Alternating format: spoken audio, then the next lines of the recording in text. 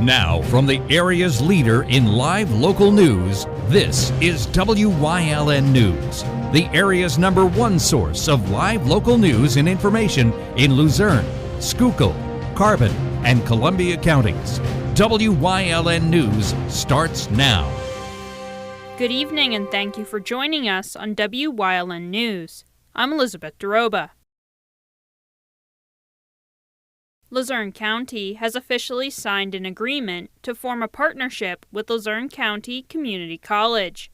The official signing event was held at the Luzerne County Courthouse on Monday. Under the new agreement, Luzerne County Community College will be providing educational opportunities for county employees at a reduced price. We spoke to Luzerne County Manager Romilda Crocomo to learn more about the program. So what we're going to do is we're partnering with the Luzerne County Community College. They pay 25% of the tuition. We pay 25% of the tuition. And then our staff members only have to pay 50% of the tuition. I know people are going to say, well, what do you do if they don't finish? Well, we have arrangements because we do this with other universities, especially with our human services, but we have arrangements that if they don't fulfill going to the class or fail the class or leave the county, then they pay the county back. And we have recouped monies in situations like this. Crocomo said the initiative will be beneficial to the county in a few different ways. This is really great. We have staff members who want to learn skills, and then they bring those skills back to the county. And the community college has agreed that if we have specific courses or classes or areas that we want staff to be educated on, that they will create that for us. So this is a way not only to attract new staff members, but to keep the ones that we have. In a statement, Luzerne County Community College President John Udichak said the community college is fully committed to being a workforce development partner with Luzerne County and hopes the program will help to establish a stronger workforce that can better serve county residents. The Kingston 40 Fort Fire Department responded to a fire on Payne Avenue around 7 o'clock a.m. on Tuesday morning. Upon arriving, crews found a woman trapped in the structure in the second-floor rear apartment. Crews were able to remove the woman from the structure, and officials say she was transported to the hospital. Her condition is unknown at this time. 2 other people from the front apartment have been displaced and are being assisted by the American Red Cross. Firefighters also responded to a house fire on West Green Street in Nanticoke on Monday, June 23rd, around 5 o'clock p.m. The fire burned through the first floor into the basement of the residence, and 3 people were displaced from the home. 1 firefighter was sent to the hospital for injuries relating to the fire. His condition is unknown at this time. The fire, along with the extreme high temperatures and humidity, made the task especially dangerous for the firefighters at the scene. As a considerate gesture, community members and volunteers provided water, fans, and popsicles to the first responders at the scene. The cause of the fire is still under investigation. Coming up on WYLN News, high temperatures and heat advisories continue through Wednesday. Plus, PennDOT announces upcoming lane restrictions on Interstate 81. But first, we'll take a look at our 5-day forecast brought to you by the WYLN Weather Kids. We'll be right back.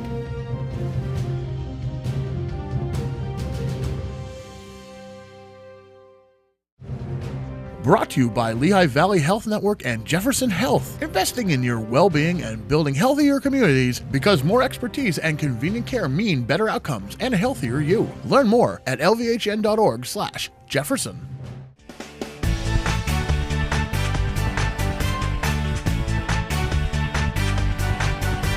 My name is LJ. I'm 9 years old, and tomorrow's gonna be sunny.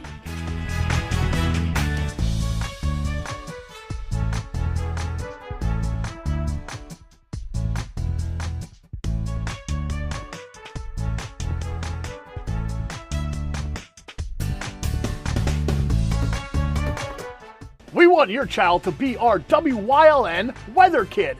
Your child can be our feature weather reporter of the day on WYLN News and WYLN social media posts just by using your smartphone or any video recording device. It's easy. All ages are welcome, from toddlers to teens. To find out how, go to the weather section of WYLNTV.com or look for our post about it on the WYLN News Facebook page.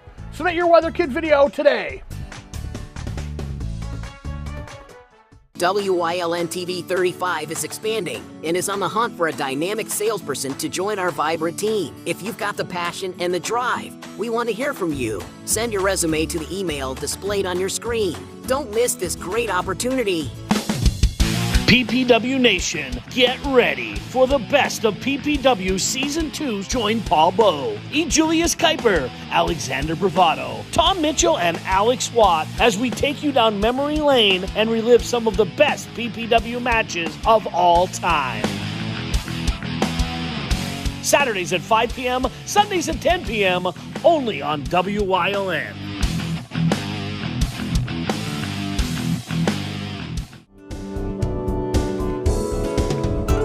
This week on Let's Talk Chiropractic, we're going to talk about why pregnant girls should be under chiropractic care, and the infant, how the birth process could be traumatizing. If I had a dream, every new baby would get a chiropractic analysis to see if the spine is in alignment. So stay tuned for a great show.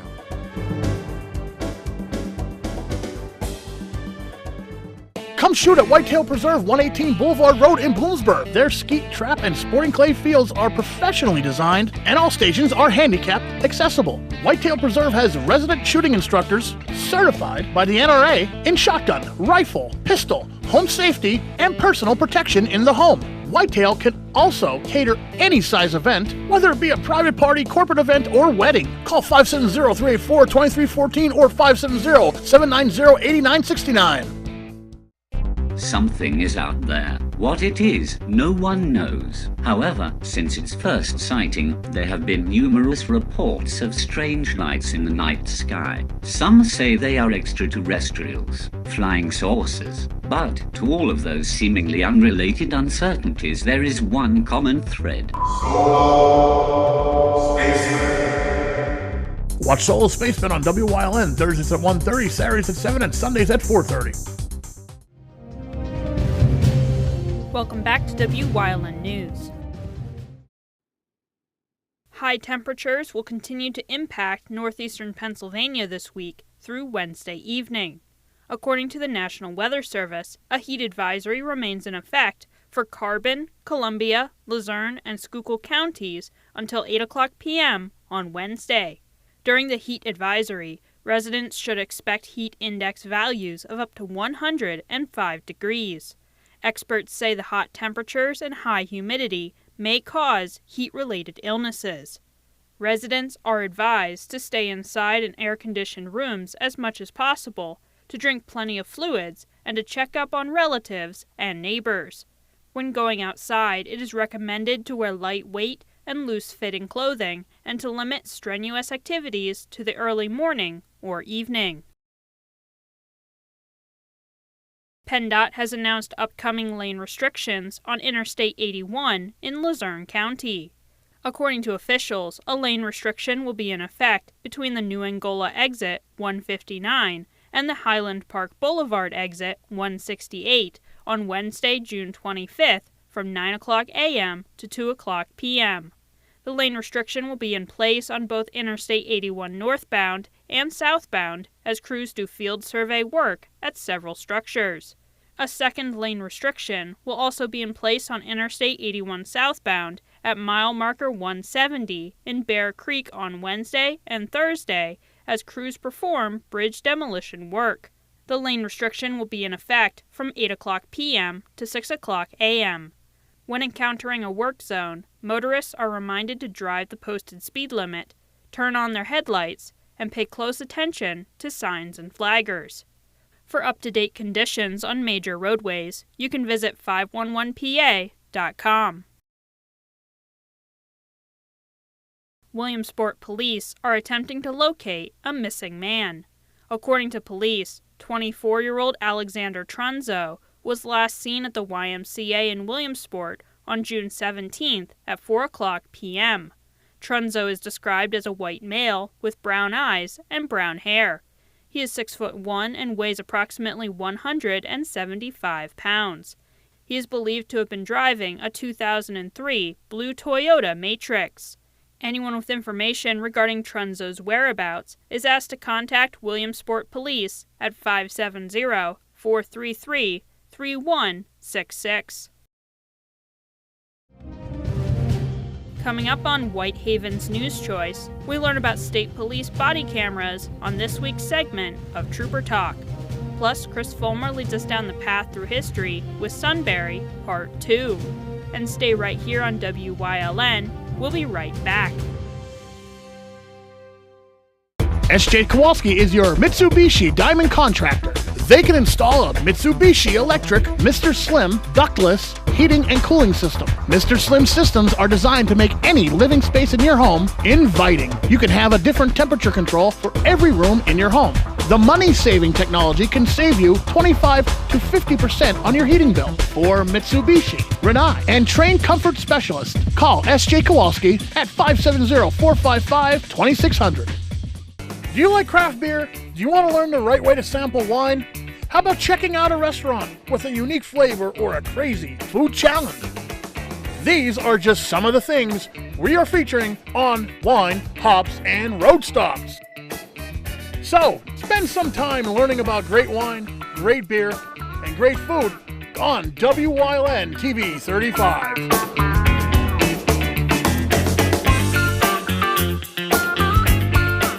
Attention, WYLN viewers, WYLN TV can now be seen on the Hazleton Service Electric Cablevision HD tier, channel 507, and over the air at 35.1. WYLN, we're your local network. Are you waking up in the morning with sore jaw, headache, maybe even ringing in your ears, all because you're grinding and clenching your teeth at night? That's exactly what was going on with me. I end up going to a dentist and he wants to charge over $600 for a night guard. That's when I found this, the Brooks Night Guard. This was a game changer. It's smaller than other night guards that I tried, which is a good thing because it doesn't make me gag. It could fit on the top or the bottom of the teeth. It's lightweight and super comfortable. Now the Brooks Night Guard redirects the bite force away from the back teeth, reducing jaw pain while still protecting the teeth. This unique design is what makes Brooks Night Guard different from all other traditional grind guards. Go to brooksnightguard.com and order yours today. Your teeth will thank you for it in the morning. Go to brooksnightguard.com and use the promo code to activate your special TV offer. That's brooksnightguard.com. Order today and take advantage of this special TV offer. Your teeth will thank you for it in the morning. WYLN programming is online all the time. Visit our website at WYLNTV.com to check out archive shows and a live stream of our broadcasts. And don't forget to visit all of our social media pages for breaking news, weather, and sports. You can also head directly to our YouTube page for all our programming at youtube.com/WYLNTV35. Subscribe and ring that bell so you get notified every time there's a new show available online.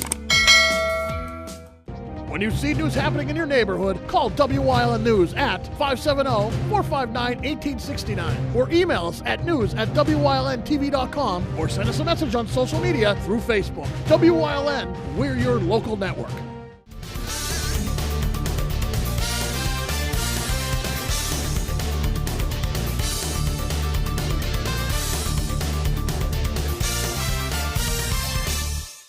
Hello everybody, welcome back to another segment of Trooper Talk Tuesday. I'm Trooper Anthony Petrosky, Troop N, Public Information Officer. Today we're talking about body-worn cameras by the Pennsylvania State Police.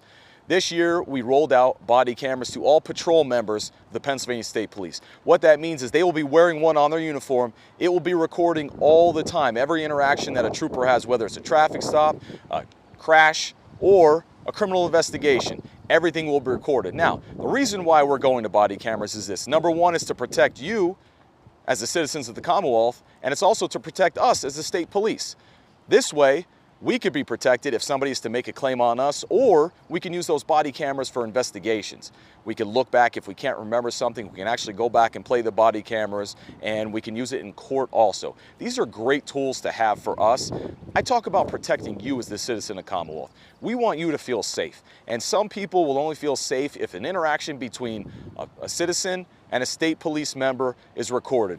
That's fine. You're more than welcome to record us while we're out there, but just keep in mind, when a patrol trooper comes in contact with you, that interaction will be recorded on the state police body camera. Now, these recordings can be subpoenaed for court, whether it's for us or against us. So these are really going to be public records when need be. If it's evidence, it will stay into evidence and be played in court. Other than that, it could be used for the public. Again, this is to protect you, it's also to protect us.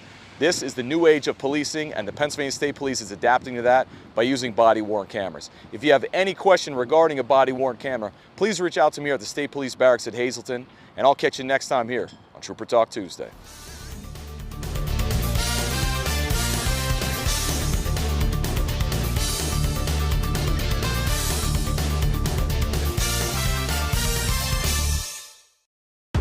Lehigh Valley Health Network is now proudly part of Jefferson Health.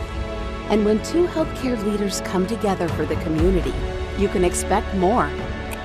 More access, more doctors, more convenience.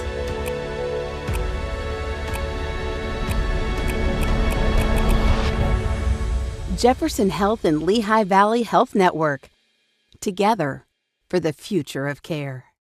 Come shoot at Whitetail Preserve, 118 Boulevard Road in Bloomsburg. Their skeet, trap, and sporting clay fields are professionally designed, and all stations are handicap accessible. Whitetail Preserve has resident shooting instructors certified by the NRA in shotgun, rifle, pistol, home safety, and personal protection in the home. Whitetail can also cater any size event, whether it be a private party, corporate event, or wedding. Call 570-384-2314 or 570-790-8969. Hey, did you know Wyln posts news stories and other bonus content on social media all week long? The Weather Kids, Fresh from the Farm, Everyday Heroes, Let's Talk Sports, Feel Good Friday, daily news stories, and more. Visit WYLNTV.com, Facebook, and YouTube to check it out. Wyln, the local leader on social media. We're your local network.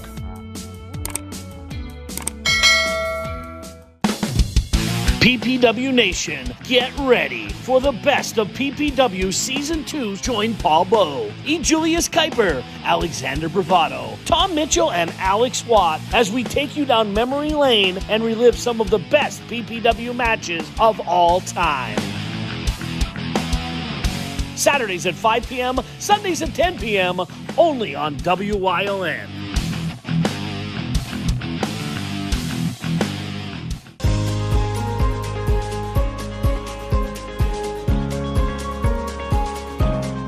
Hello, I'm Wyln historian Chris Fulmer. Pennsylvania's communities are filled with interesting history. Come with me as we discover the people, events, industries, and other historic facets of local towns.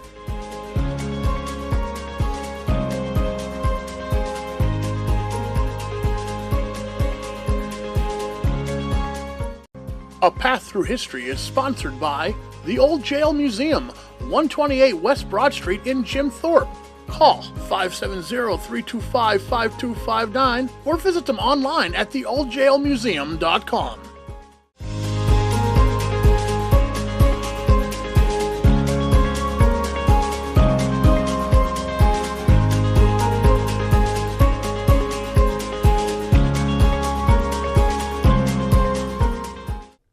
With the railroad success, they would trigger the rise of other businesses in Sunbury as well.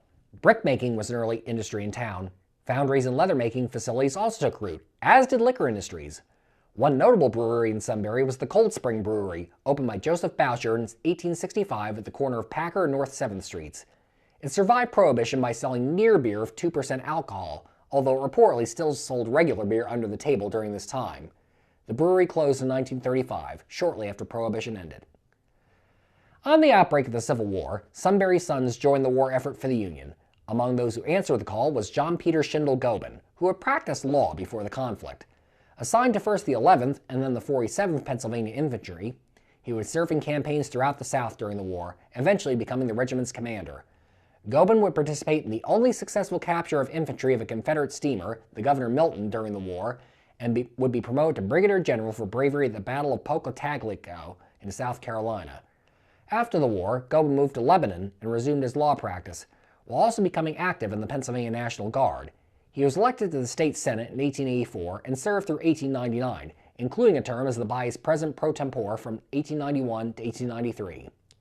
In 1898, Goeben was elected Pennsylvania's lieutenant governor and served 4 years in the position under Governor William Stone. He would afterwards be overall commander of the Pennsylvania National Guard from 1906 to 1907. John Pierre Schindel Goeben died in 1910 and today rests in Lebanon's Mount Lebanon Cemetery. History would be made in Sunbury in 1883 with the arrival of Thomas Edison in town.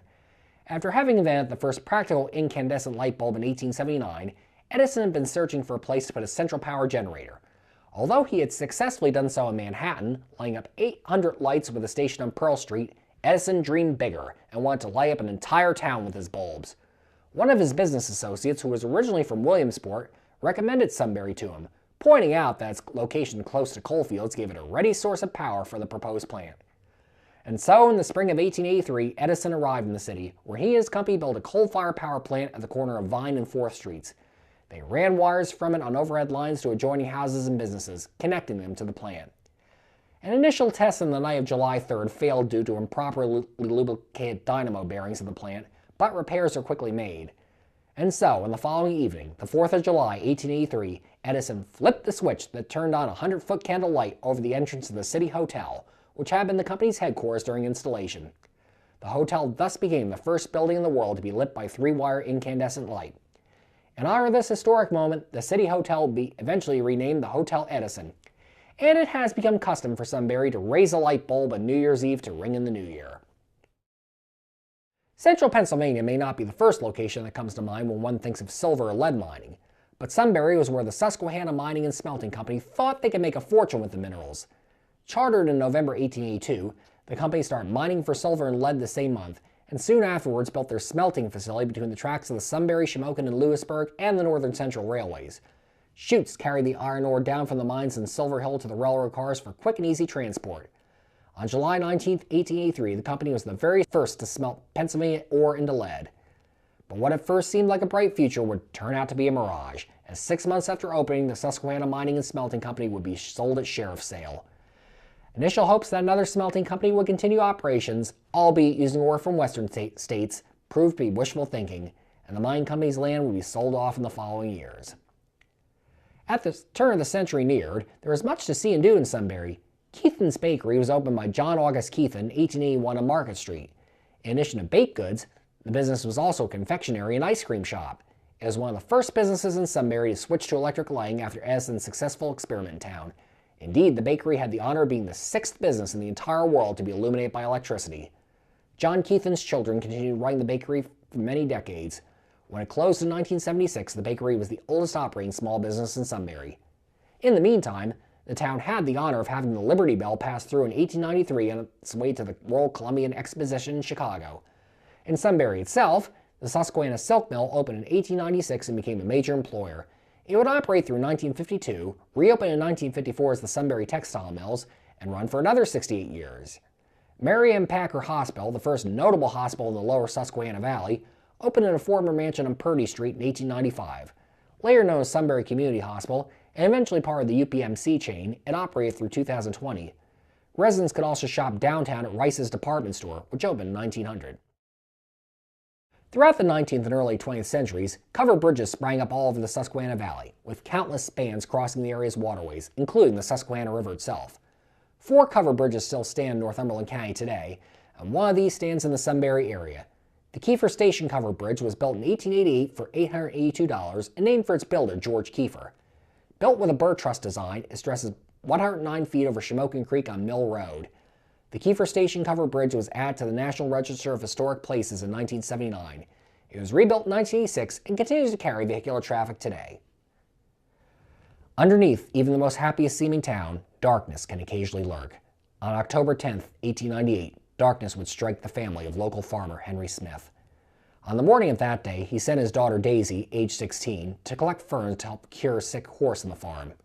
When Daisy did not return by lunchtime, Henry went looking for her. What he would find was every parent's worst nightmare. Daisy lay dead in a rye field, shot with her throat slashed. Suspicion quickly fell on her neighbor, 18-year-old Edward Cressinger, who had a history of assaulting young women in the area, and whose unwelcome advances Daisy had spurned shortly before her death. Cressinger was arrested for the crime and confessed to shooting, although not slashing Daisy, but still pled not guilty at his trial, for which his team used a defense of insanity.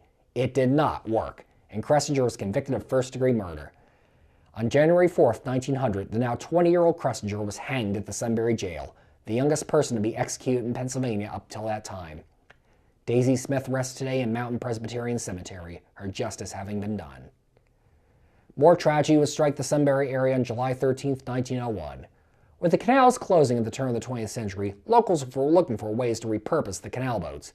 The boat Montour, which had sailed between Sunbury and Danville, was selected to be used as a public charter boat, and early tests of the vessel in this capacity seemed to show it in fine order for the job. On the day in question, the Montour was docked at Sunbury, awaiting passengers to take on a fishing trip. As the local trains were running late, the crew was waiting for their guests to arrive. Suddenly, without warning, the Montour exploded, sending debris in every direction. Tragically, several young boys who had been fishing off a flatboat moored next to the former canal boat were killed, among them Alan Fetzer and Charles Keller. The Montour's captain, George Freimeyer, was also among the dead, having been blown clean out into the middle of the river by the explosion. It would take 2 days for searchers to find his body. The cause of the explosion was never conclusively ascertained.